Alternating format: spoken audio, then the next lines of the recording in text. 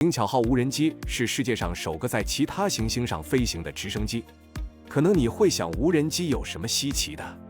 要知道，火星上的大气密度只有地球的1%，在没有足够空气的情况下，让直升机飞起来可没那么简单。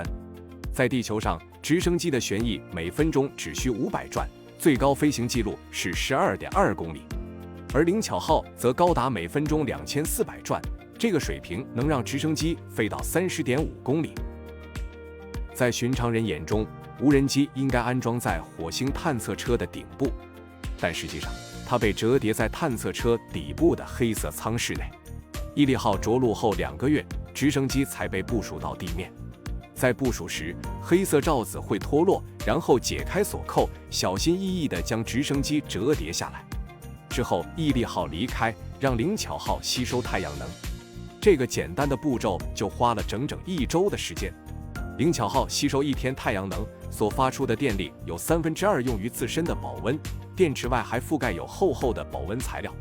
因为火星到了夜间，温度会降到-100°C，另外1/3的电力仅能支持它飞行90秒。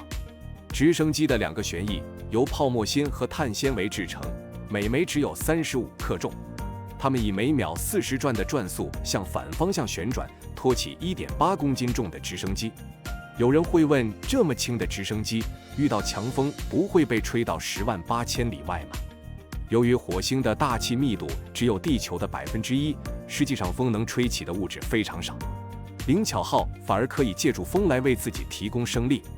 在设计之初，灵巧号只计划飞行5次左右，但到目前为止，它已经飞行了超过60次，总飞行时间超过2小时，传回了无数张珍贵的照片。